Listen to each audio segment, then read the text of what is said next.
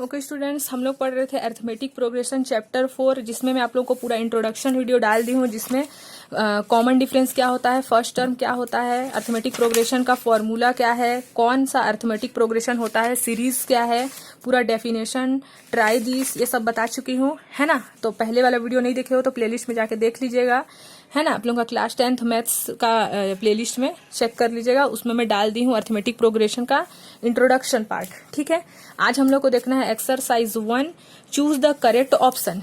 ये हमारा क्वेश्चन दिया है, first term and common difference of given arithmetic progression. ये अरिथमेटिक प्रोग्रेशन दिया हुआ है, अब इसमें हम लोग को फर्स्ट टर्म और कॉमन डिफरेंस फाइंड करना है। तो हम लोग अरिथमेटिक प्रोग्रेशन का ये अरिथमेटिक प्रोग्रेशन जो दिया है उसको लिख लिए। फर्स्ट टर्म किसको हम लोग ए से शो करते हैं और कॉमन डिफरेंस को डी से। तो फर्स्ट टर्म क्या है 3/2 है, और कॉमन डिफरेंस में हम लोग क्या करते हैं, सेकंड टर्म को माइनस करते हैं फर्स्ट टर्म से। तो सेकंड टर्म क्या है 1/2, उसको माइनस करते हैं फर्स्ट टर्म से, मतलब कि 3/2 से। तो 2 और 2 का एलसीएम 2 ही होगा, और 1 में से -3 करेंगे तो -2 आएगा, तो कैंसिल करेंगे तो -1, यानी कि कॉमन डिफरेंस क्या आया -1, यानी कि first term is 3/2 and common difference is -1। तो देख लेते हैं, यहाँ देखो 3/2 एंड -1, ये हमारा क्या है, ये फर्स्ट टर्म हो गया 3/2 और -1 कॉमन डिफरेंस। अब क्वेश्चन नंबर 2 देख लेते हैं। इफ फर्स्ट टर्म इज -2, बता दिया फर्स्ट टर्म -2 है, मतलब a is equal to -2, common difference यानी कि d इज इक्वल टू -2, ये भी बता दिया है। For an arithmetic progression then find the fourth term. तो अगर हमारे पास फर्स्ट टर्म भी है और कॉमन डिफरेंस भी है तो फोर्थ टर्म फाइंड करना है। ठीक है, तो फोर्थ टर्म किसको बोलेंगे, जैसे ये first term, second term, third term, fourth term. First term बता दिया है -2 है, हम लोग को फोर्थ टर्म फाइंड करना है। इस फोर्थ टर्म को हम लोग को क्या करना है, फाइंड। इस फोर्थ टर्म में कौन सा नंबर होगा, कॉमन डिफरेंस बता दिया है, जो कॉमन डिफरेंस है वो -2 का है। ठीक है, first term and common difference, first term -2 है और कॉमन डिफरेंस भी -2 है। कॉमन डिफरेंस किसको बोलते हैं, इन दोनों के बीच के डिफरेंस को, जैसे 3/2 और 1/2 के बीच का डिफरेंस -1, 1/2 -1/2 के बीच का डिफरेंस -1।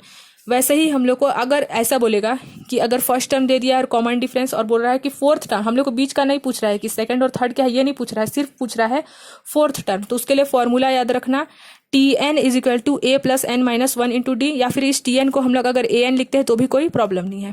ठीक है, तो Tn मतलब कि फोर्थ टर्म, T का मतलब क्या है, term.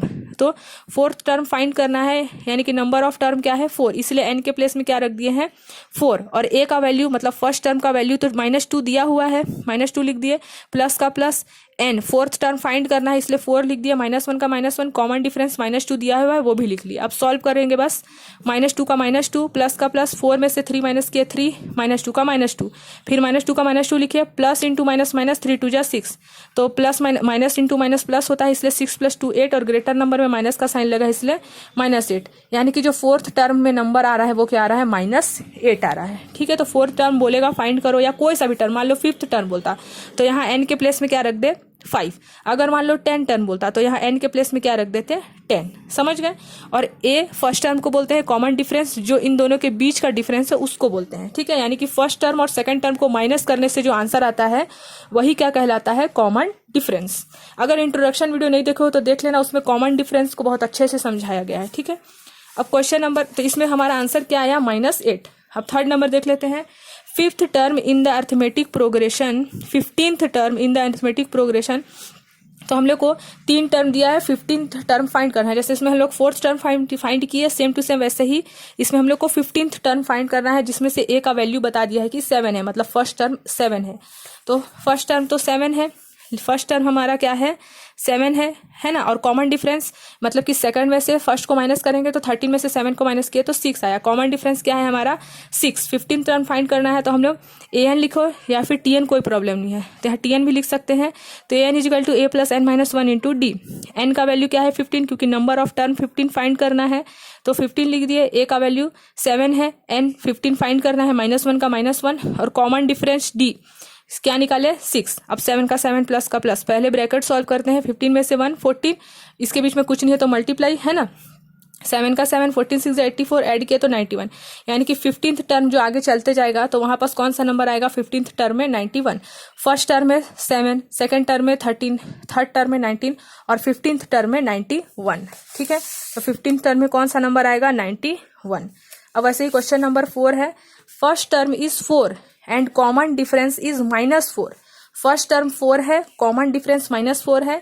Then find the arithmetic progression then nth term का हम लोग को अर्थमेटिक प्रोग्रेशन फाइंड करना है। फर्स्ट टर्म बता दिया है, कॉमन डिफरेंस भी बता दिया है, हम लोग को क्या फाइंड करना है, nth टर्म। तो nth टर्म का तो फॉर्मूला यही होता है an plus a plus n minus 1 into D. जैसे 15 टर्म बोलता था तो हम लोग n के प्लेस में 15 रखते थे, अब खुद n ही टर्म बोल रहा है तो वही फॉर्मूला ही रहेगा, है ना। हम लोग को n टर्म फाइंड करना है, मतलब n का वैल्यू फाइंड करना है, ठीक है। तो a के प्लेस में तो 4 रख दिए, n का वैल्यू तो फाइंड करना है इसलिए n को n ही रहने दिए, -1 का -1, d का वैल्यू हम लोग को पता है -4, फिर 4 का 4 यहाँ पास लिख देंगे, n को पहले इसको मल्टीप्लाई करेंगे हम लोग, ठीक है। तो देखो हम लोग इसको बस मल्टीप्लाई के हैं, इसको पहले मल्टीप्लाई कर देंगे, जैसे साइड में फिर से मैं दिखा देती हूँ, प्लस है ना, इसको माइनस किए तो plus into minus, -4n minus into minus +4, तो इसी को ब्रैकेट ओपन किया तो प्लस माइनस माइनस हो गया और प्लस प्लस प्लस हो गया, तो मैं डायरेक्ट वही चीज को लिख दी थी। तो 4 और 4 8 हो गया और -4 n का 4n, यानी कि an का वैल्यू कितना आ रहा, 8 - 4n। यहाँ पर देख लेते हैं 8 - 4n। 5 नंबर देख लेते हैं, 78 is which term of arithmetic progression 3 8 13 18। 78 मतलब फर्स्ट टर्म में 3 है, तो जैसे कि 3 कौन से टर्म में है, तो फर्स्ट टर्म में है, 8 कौन से टर्म में है, सेकंड टर्म में है, 13 कौन से टर्म में है, थर्ड टर्म में है, 18 कौन से टर्म में है, 14th टर्म है। तो 78 ऐसी बढ़ते बढ़ते में आएगा, लेकिन वो टर्म कौन सा है, मतलब कौन सा प्लेस है, 10th प्लेस है, 9th प्लेस है, 15th प्लेस है, 100th प्लेस है, वो फाइंड करना है अभी, ठीक है। प्लेस फाइंड करना है, जैसे फर्स्ट टर्म में 3 नंबर, तो फर्स्ट का प्लेस 3 है, मतलब 3 का प्लेस फर्स्ट है, 8 का प्लेस सेकंड है, 13 का प्लेस 3 है, 18 का प्लेस 4 है, वैसे 78 का प्लेस क्या है वो फाइंड करना है, ठीक है। तो फॉर्मूला पहले हम लोग लिख लेते हैं। फर्स्ट पढ़ता है हम लोग को कॉमन डिफरेंस माइनस करते हैं, सेकंड को फर्स्ट से, तो 5 आ गया। फॉर्मूला पता है an = a + n - 1 × d, ये याद रखना अर्थमेटिक प्रोग्रेशन का फॉर्मूला। हम लोग को 78 फाइंड करना है, मतलब इस टोटल an का वैल्यू क्या है 78, क्योंकि टर्म ही दिया हुआ है 78, ये फाइंड करना है। a का वैल्यू 3 है, n तो हम लोग को फाइंड ही करना है ना, -1 का -1, d कॉमन डिफरेंस कितना निकाले हैं 5। अब 3 यहीं रख दिया, 5n जा 5, 5 जा 5, है ना। 78 यहीं छोड़ दिया, 5n का 5n, 5 में से 3 माइनस हुआ -2, 78 -2 किधर लेके जाएंगे तो +2, 5n का 5n, 5n यहीं रख दिए, 78 + 2 80 हो गया, n यहीं छोड़ दिया, मल्टीप्लाई में था इधर आके डिवाइड हो जाएगा, 5 जा 5, 5 6 जा 30, यानी कि 16th प्लेस में आएगा 78। वैसे ही बढ़ते जाएंगे तो जो 16th प्लेस आएगा उस वहां जो नंबर रहेगा वो होगा 78। समझ गए। अब देखो हमारा कंप्लीट हो गया मल्टीपल चॉइस क्वेश्चन, बहुत इंपॉर्टेंट है, अगर मल्टीपल चॉइस क्वेश्चन आया तो इस टाइप का हमारा इस चैप्टर से आता है, ठीक है। अब देख लेते हैं हम लोग question number 2, which an arithmetic progression from the following progression give reason. कौन सा अर्थमेटिक प्रोग्रेशन है उसको हम लोग को रीजन देखना है। अर्थमेटिक प्रोग्रेशन वही होता है, मैं इंट्रोडक्शन में बता चुकी हूँ, जिसका कॉमन डिफरेंस सेम हो, ठीक है। कॉमन डिफरेंस क्या होना चाहिए, सेम। जैसे कि मान लो एक एग्जांपल 1 2 3 4, तो इन सब के बीच का कॉमन डिफरेंस 1 है, 1 ऐड करते जाएंगे, यानी कि अर्थमेटिक प्रोग्रेशन है। अब हम लोग को बताना है क्या ये अर्थमेटिक प्रोग्रेशन है, तो हम लोग देख लेते हैं। Difference between term are not, देखो question number A C E और ई, ए सी और ई ये कॉमन डिफरेंस नहीं है, डायरेक्ट में लिख दी हूँ। क्यों नहीं है, क्योंकि इन दोनों के बीच का डिफरेंस जो है वो इक्वल नहीं है, ठीक है। क्योंकि देखो यहाँ a⁻1 है और यहाँ पास a⁻2 है, तो सेकंड टर्म को हम लोग फर्स्ट टर्म से माइनस करेंगे तो क्या आएगा, 1 में से 1 माइनस करेंगे तो 0 आ जाएगा। क्योंकि हमारा तो पावर अलग अलग है, तो पावर अलग है तो माइनस कर ही नहीं सकते, पावर सेम रहना चाहिए उसके लिए, इसीलिए हम लोग इसका कॉमन डिफरेंस फाइंड नहीं कर पा रहे हैं। वैसे इसमें 1 स्क्वायर 1 हो जाएगा, 3 स्क्वायर 9 हो जाएगा, 5 स्क्वायर 25 हो जाएगा, 7 स्क्वायर 49, 9 स्क्वायर 81। तो 9 में से 1 माइनस करेंगे तो 7 आएगा, 9 में से 25 माइनस करेंगे तो क्या आएगा, 15 में से 9 14 आ रहा है, तो इक्वल थोड़ी हुआ, यहाँ भी 7 आना था, यहाँ भी 7 आना था, इसीलिए नहीं है। वैसे इसको भी करेंगे तो देखो 18 2 जा 36 + 1 37, 37/2 में से 16 माइनस करेंगे तो 2 और 2 का तो एलसीएम 2 हो गया, 37 - 2 1 जा 2, 16 2 जा 32, तो 5/2 आया। अब बाकी इसमें नहीं आएगा 5/2, अगर इसमें भी 5/2 आया, इसमें भी 5/2 आया तो हम इसको अर्थमेटिक प्रोग्रेशन बोलते हैं, लेकिन नहीं आ रहा है इसलिए हम लोग लिख देंगे difference between term are not equal, they are not in AP, क्योंकि इन दोनों के सबका, इन तीनों ही इक्वेशन में जो कॉमन डिफरेंस है वो नॉट इक्वल है, बराबर नहीं आ रहा है, इसीलिए हम लोग इसको अर्थमेटिक प्रोग्रेशन नहीं बोल सकते। और जो बी और डी नंबर है उसका इक्वल आएगा। देखो बी नंबर का मैं लिख ली हूँ, अब इसका हम लोग कॉमन डिफरेंस फाइंड कर लेते हैं। तो √8 को हम लोग लिख सकते हैं 2√2, कैसे लिख सकते हैं, देखो 2 4 जा 8, 2 2 जा 4, 2 1 जा 2। जिसका पेयर बनता है उसको रूट के बाहर लिखते हैं, जिसका पेयर नहीं बनता है उसको रूट के अंदर। तो इसको हम लोग पढ़ते कैसे हैं, 2 का स्क्वायर रहता है, मतलब 2 2 जा 4, 4 2 जा 8, तो 8 आया।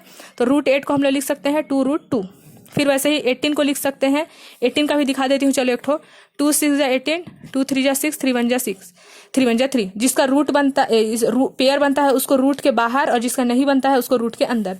तो हम लोग 18 को क्या लिख सकते हैं, सॉरी 3 रूट 2 है ना, 3 रूट 2। तो 3 3 जा 9, 9 2 जा 18। रुको 18 को फिर से एक बार करके देखते हैं, 2 9 जा 18, 3 3 जा 9, 3 1 जा 3। हाँ, तो जो पेयर बनता है उसको रूट के बाहर लिखते हैं और जो नहीं बनता है उसको अंदर। 3 3 जा 9, 9 2 जा 18। वैसे ही 32 को हम लोग 4 4 जा 16, 16 2 जा 32 लिख सकते हैं। अब देखो सब में रूट 2 रूट 2 रूट 2 रूट 2 आया है, तभी तो हम लोग उसको प्लस माइनस कर सकते हैं ना। अगर अलग अलग रहता है तो थोड़ी कर पाते हैं, इसीलिए हम लोग उसको इक्वालिटी में ले आए, रूट 2 के फॉर्म में ले आए, है ना। अब कॉमन डिफरेंस करेंगे, मतलब फर्स्ट को सेकंड से माइनस करेंगे, तो यहाँ कुछ नहीं है तो 1, 2 में से 1 माइनस हुआ 1, रूट 2 का रूट 2। अब सेकंड, देखो फर्स्ट को सेकंड से किए तो 1 रूट 2 आया। अब थर्ड को सेकंड से करेंगे, फोर्थ को थर्ड से करेंगे, पीछे से आगे जाते हैं, माइनस किए तो सब में 1 रूट 2 आया। इसीलिए ये क्या है, हमारा एपी के फॉर्म में है। सेम वैसे ही इसको देख लेते हैं, लिख देंगे therefore the given series in AP because the common difference of between term are same. वैसे इसमें भी देख लेते हैं, -4 सेकंड टर्म से फर्स्ट को माइनस करेंगे तो -4 में से -0 किए -4 आया, -8 में से -4 किए 4 आया, -12 में से -8 किए माइनस माइनस प्लस होके 4 आया। सभी में 4 4 -4 आया, कॉमन डिफरेंस सेम है, यानी कि ये एपी में है। समझ गए कि एपी कैसे होता है, हम लोग कैसे पहचानेंगे कि ये एपी में है कि नहीं, कॉमन डिफरेंस सेम आना चाहिए। अब देख लेते हैं question number 3, find the 10th term of arithmetic progression.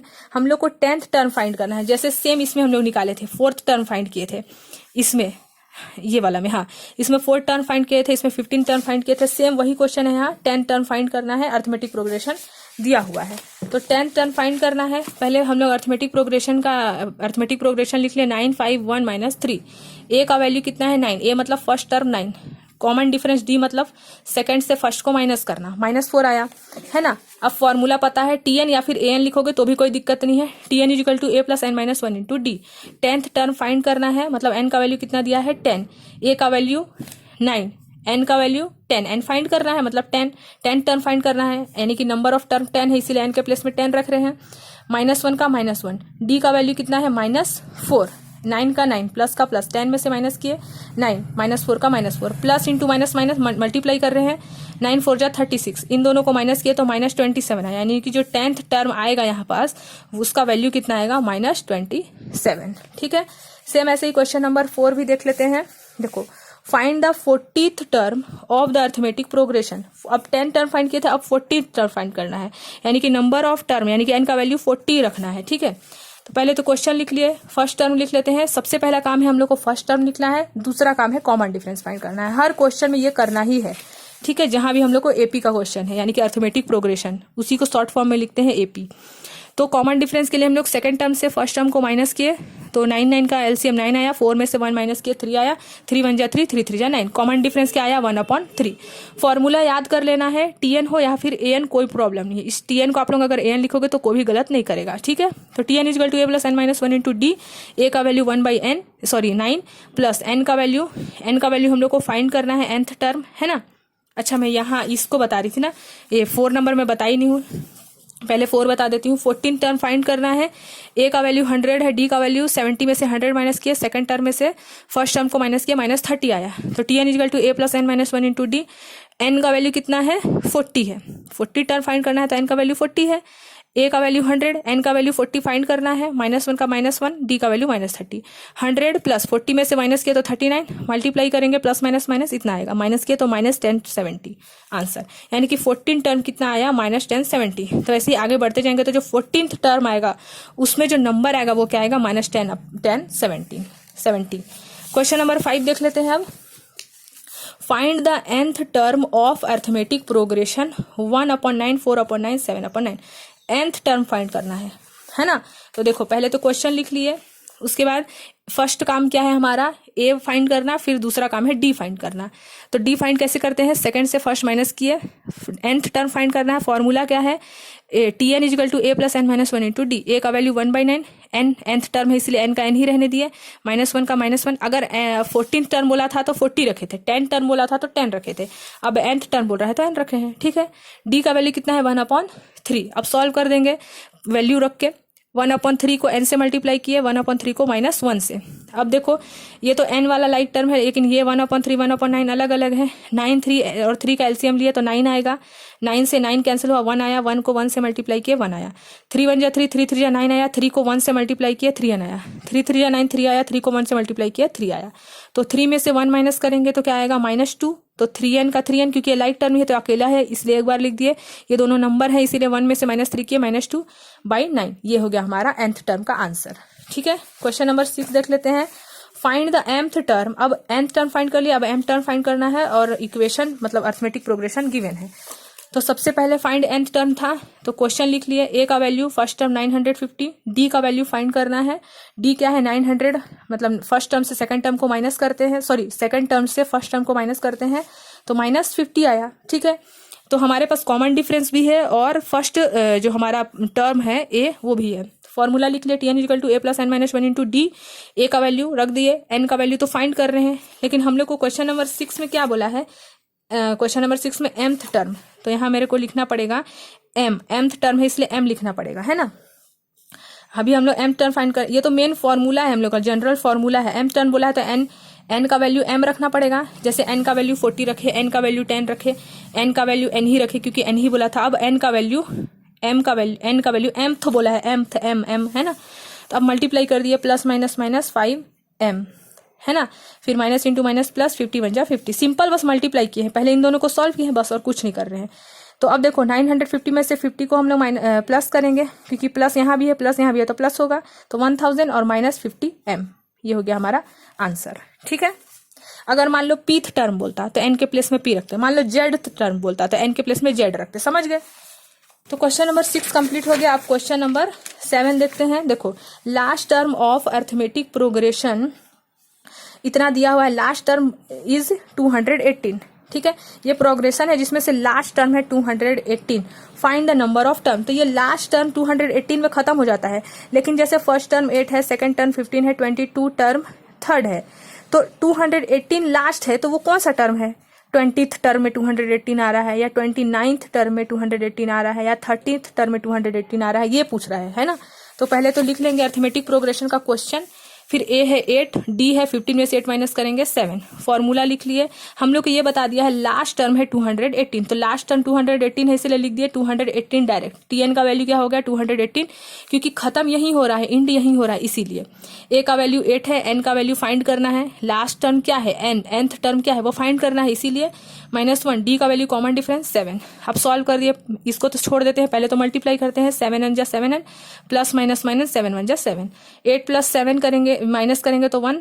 ठीक है, अब 7n यही छोड़ दिए, +1 को इधर ले आएंगे तो माइनस में हो जाएगा, माइनस किया तो 217 7n, n यही छोड़ दिया, मल्टीप्लाई में था, इधर आकर डिवाइड हो गया, तो 7 को जब इससे डिवाइड करेंगे तो 7 3 जा 21, 7 1 जा 7, यानी कि 31 लास्ट टर्म है जिसका वैल्यू आ रहा है 218। समझ गए, तो 31 है जो लास्ट टर्म है। अब देख लेते हैं क्वेश्चन नंबर 8। देखो क्वेश्चन नंबर 8 क्या है, which term is 0 of the AP 27 24 21, कौन से टर्म में इसका वैल्यू, देखो ये डिक्रीज होते जा रहा है 27 24 21, तो ऐसा कौन सा टर्म आएगा जहां उस टर्म का वैल्यू 0 आ जाएगा, तो वो फाइंड करना है, यानी कि 0th टर्म फाइंड करना है। तो लास्ट टर्म ये तो पता चल गया हम लोग की 0 है, क्योंकि 0 से आगे तो और बढ़ नहीं सकते, तो जैसे यहाँ लास्ट टर्म हम लोग को पता चल गया 218 है, तो लास्ट टर्म में 218 रख दिया, tn का वैल्यू 218 रख दिया। वैसे यहाँ भी लास्ट टर्म 0 है इसलिए tn का वैल्यू 0 रख दिए, a का वैल्यू 27 है और d का वैल्यू सेकंड से फर्स्ट माइनस किया तो -3 आया। n मतलब nth वैल्यू फाइंड करना है, तो n को n ही छोड़िए, n फाइंड करना है ना। अब वैल्यू रख दिए सबका, माइनस किए, plus minus minus 3n, minus into minus plus, है ना। अब 27 में से 3 ऐड करेंगे क्योंकि यहाँ भी प्लस है यहाँ भी प्लस है, तो 30 -30n का -3n का 3n। अब ये -3n को इक्वल किधर भेजेंगे तो प्लस हो जाएगा और 30 यही छोड़ दिया, n यही है 30 भी यही है, ये मल्टीप्लाई में था डिवाइड हो गया, तो 10 जा, यानी कि जो 10th टर्म आएगा वहां जो वो वैल्यू आएगा वो 0 आएगा। फर्स्ट टर्म का वैल्यू 27, सेकंड टर्म का वैल्यू 24, थर्ड टर्म का 21, और जो लास्ट में हमारा 10th टर्म आएगा, जो हमारा लास्ट में 10th टर्म आएगा उसका वैल्यू आएगा 0। समझ गए। अब हम लोग देख लेते हैं क्वेश्चन नंबर 9।